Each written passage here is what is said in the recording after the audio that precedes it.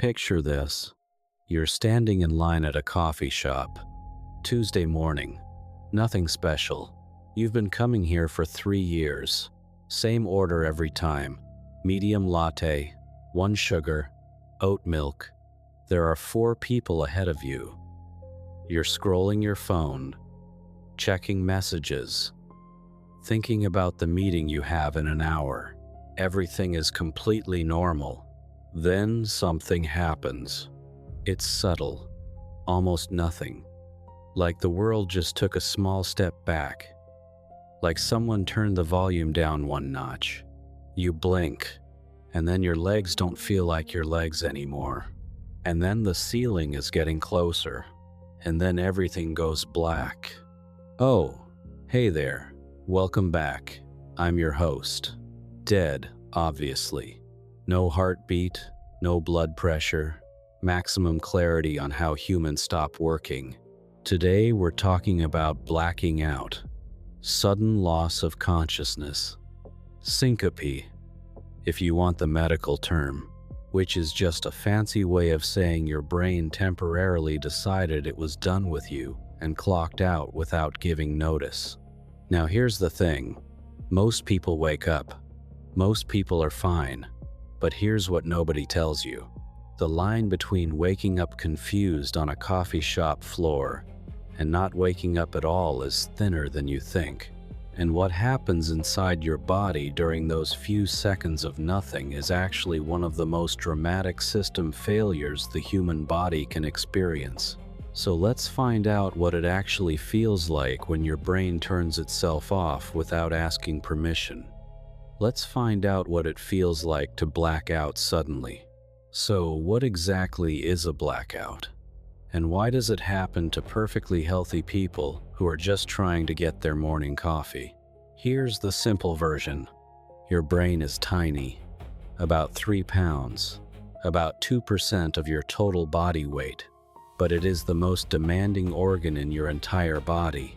It uses 20% of all the oxygen you breathe. 20%. For 2% of your body weight. Your brain is basically that one coworker who does the least work but demands the most resources. And here's the problem. Your brain has 0 tolerance for interruption. 0. Most of your organs can handle a temporary reduction in blood flow. Your muscles can wait. Your digestive system can pause. But your brain? Your brain needs a constant, uninterrupted supply of oxygenated blood every single second of every single day. The moment that supply drops even slightly, your brain starts panicking. And when your brain panics, it does something dramatic.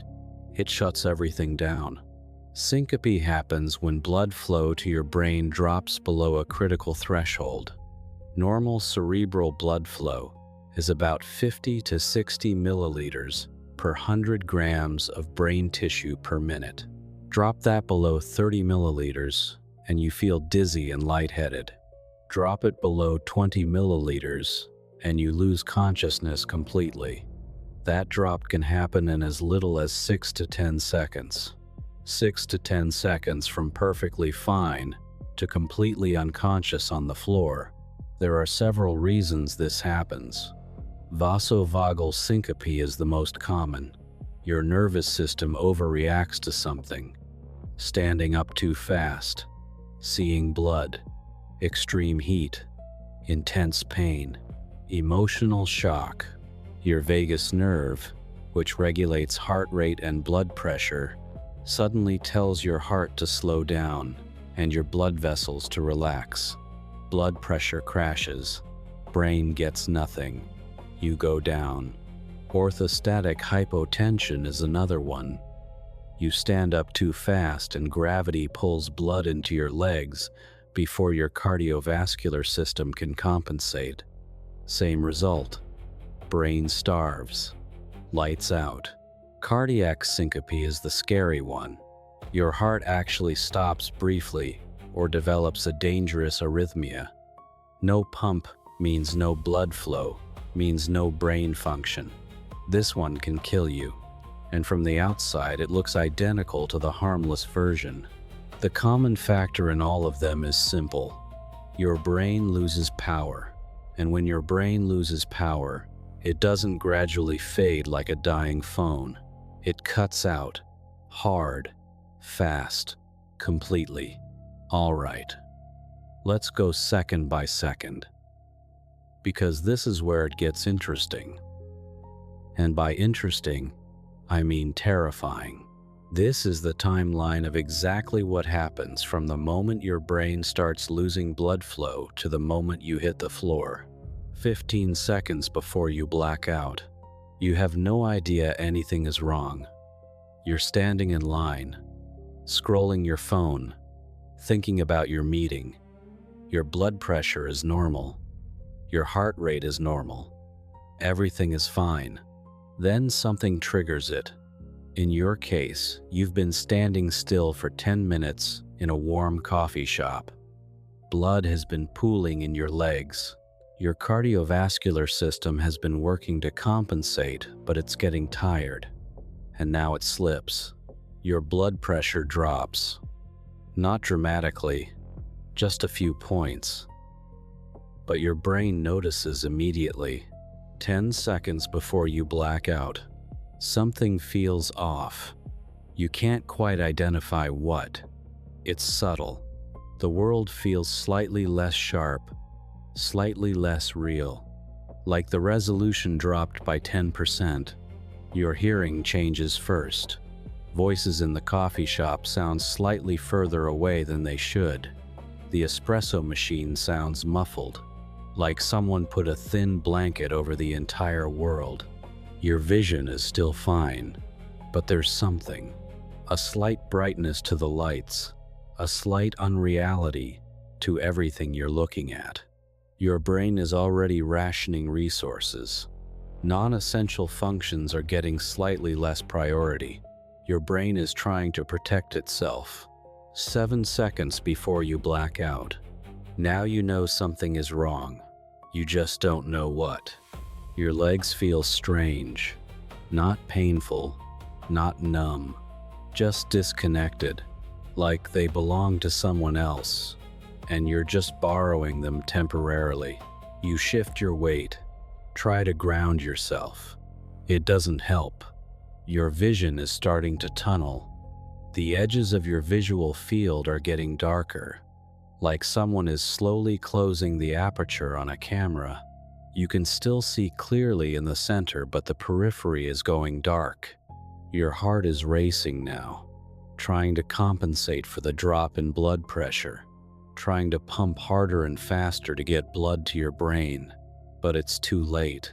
The blood isn't there. You can't pump what isn't there. Your body floods your system with adrenaline. Fight or flight response maxed out. Your remaining blood vessels constrict, trying desperately to maintain pressure. You break out in a cold sweat. Your skin goes pale. Your body is doing everything it can. It isn't enough. 4 seconds before you black out. The tunnel vision is serious now. You can only see a small circle directly ahead of you. Everything else is black. The coffee shop, the people, the counter, all of it is gone. Just a small circle of blurry reality in front of you. Sounds are almost completely gone. You can hear something, distant, muffled, like you're underwater, and someone is talking to you from the surface.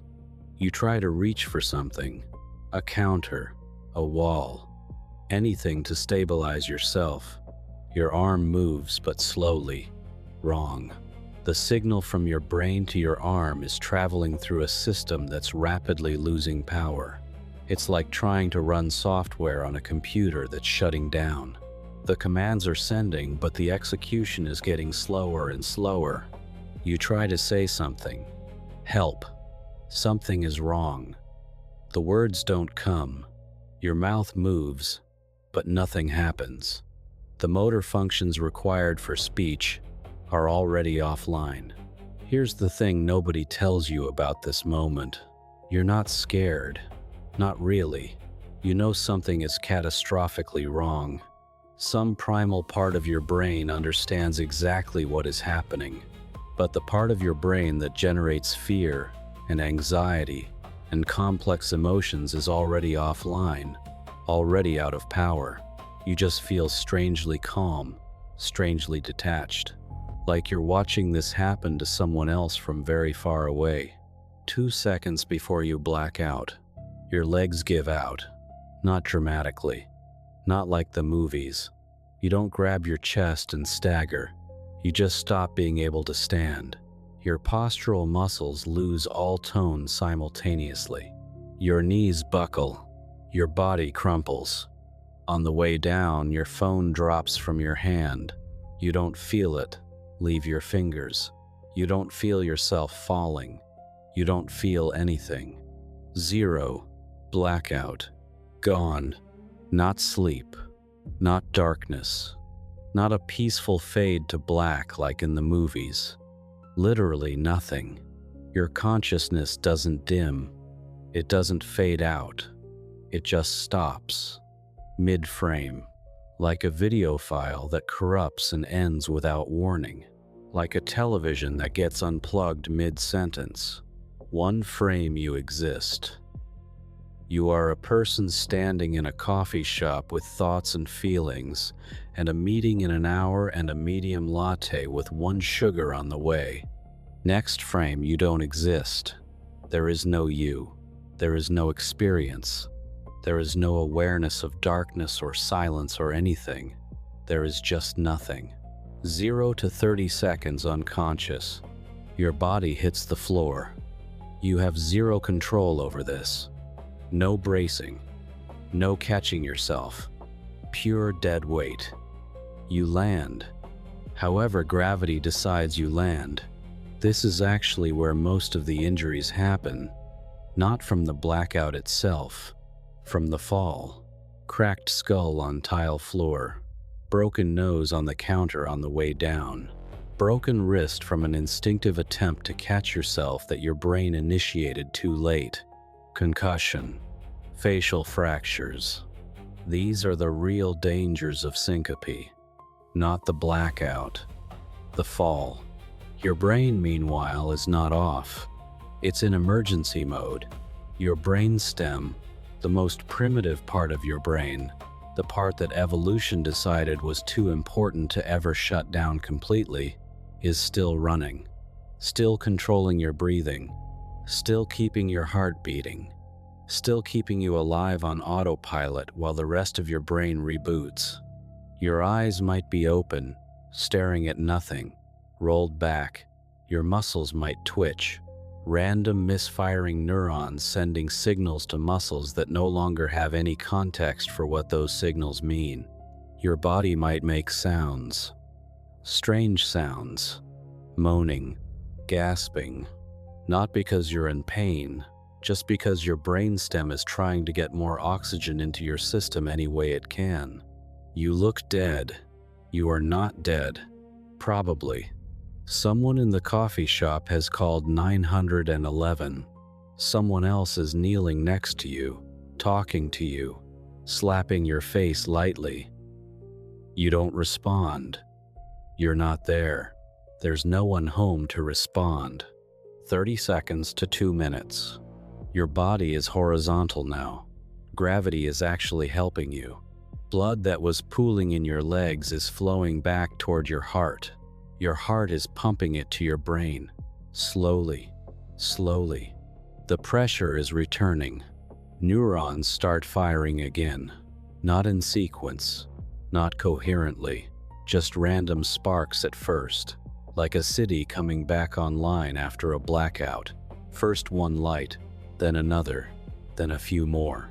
Then slowly, slowly, the grid comes back. Consciousness reassembles itself, incorrectly at first, in pieces, in fragments. You become aware of something. You don't know what. Just awareness, just existence. No context, no memory, no understanding of where you are or what happened, or who you are. Then sounds start to make sense. Someone is saying something. Words. You understand words. Your name. Someone is saying your name. Then vision returns. Blurry. Wrong. The world is sideways. There are faces above you. Concerned faces. Unfamiliar faces. A ceiling you don't recognize. And then the confusion hits. Full force. Not where did I put my keys confusion. Not I forgot what I was going to say confusion. Genuine, profound disorientation. You do not know where you are. You do not know what happened. You do not know how you got on the floor. You do not know what the floor is. For 10 to 20 seconds, reality is completely scrambled. Some people try to stand up immediately. Their brain tells them something is wrong and the solution is to get up and move. Their legs don't cooperate. Some people become aggressive, confused and frightened and unable to process what's happening. Some people cry. Some people just stare. And then slowly, piece by piece, like a file downloading on a slow connection, reality loads back in. You're on the floor of a coffee shop. There are people around you. Someone is holding your hand. Someone else is on the phone with emergency services. Your head hurts. Your elbow hurts. You have no idea why you're here. For you, the experience was nothing. A hard cut. Standing in line one moment, on the floor the next. No transition. No experience in between. Just a gap. A missing chunk of time that your brain has no memory of because there was no experience to remember. So what does this actually feel like from the inside? Because we've covered the biology, let's talk about the experience. The warning signs, if you get them, feel like the world becoming less real. Not scary exactly, more like a dream starting while you're still awake. Colors become slightly flat. Sounds become slightly abstract. Your thoughts slow down like a record player losing speed. Some survivors describe a strange peace right before they go out. Their body is shutting down non-essential systems, and one of those systems is anxiety. When your brain doesn't have enough power to generate complex emotions, what's left is just a quiet detachment. A calm that isn't really calm, just absence of everything else. And then, the nothing, which you don't experience at all. You don't experience darkness. You don't experience silence. You don't experience time passing. You don't experience anything, because you aren't there. The nothing isn't something that happens to you. It's the absence of you entirely. The coming back is the strangest part. Survivors consistently describe it as assembling themselves from pieces, finding themselves somewhere they don't remember going, being surrounded by people they don't recognize doing things they don't understand. The brain trying to boot up and run its normal programs before it has enough power to run them correctly. Some people describe it as the most frightening experience of their life. Not the blackout itself, the waking up, the confusion, the complete loss of context, the terrifying few seconds of not knowing who you are, or where you are, or what is real. Others describe a strange peace about it afterward. The knowledge that whatever happened, they didn't suffer through it.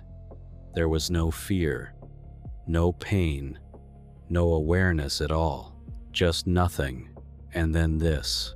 Here's where the numbers get real. Syncope affects approximately 3% of men and 3.5% of women at some point in their lives. About 1 in 1,000 people experience a syncopal episode every single year. That sounds rare until you do the math.